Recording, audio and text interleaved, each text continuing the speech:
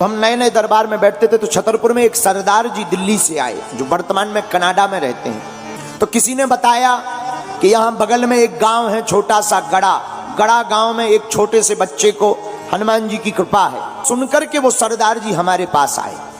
हम दरबार में बैठे हुए थे, 40-50 लोग बैठे थे। के बाद हमने सरदार जी को बुलाया, आइए आपकी अर्जी स्वीकार है। वो आए, आकर बैठ गए। हमने पर्चा बनाया। हमने कहा बताइए क्या बात है। हमारे कोई संतान नहीं है। हमने पर्चा पढ़वाया। हमने कहा पढ़िए, आप संतान की कामना लेकर आए हैं, कोई संतति नहीं है, हो जाएगी आशीर्वाद। लेकिन व्यक्ति को यह सुनकर प्रसन्नता होती है, उस आदमी को नहीं हो। तो हम थोड़ा चौंके। हमने कहा क्या बात है, बात गलत है क्या? बोले नहीं, बात तो ठीक है, लेकिन आपको ज्ञान बिल्कुल भी नहीं है, ठन ठन गोपाला है, ऐसा बोले सीधा। हमें बड़ा बुरा लगा। पहली बार किसी ने हमारी बेइज्जती की होगी। पसीना आ गया। हमने कहा आखिर ऐसी क्यों? बोले आप नहीं जानते, बेफिजूली का ढोंग घुमाए घूम रहे हो, पैसा कमाने के ढंग है, केवल बातें लिख पर पाते हो। हमने कहा अब भगवान जाने। हमने कहा भाई कारण बताओ। बोले पंडित जी आपने कहा कि जाओ संतान हो जाएगी। संतान कैसे होगी? हमारी पत्नी का तो ऑपरेशन हो चुका है, गर्भाशय का, बच्चादानी का। अगर आप जानते होते तो ये भी देख लेते, और आपने तो आशीर्वाद ठोक दिया। हमें भी बड़ा बुरा लगा।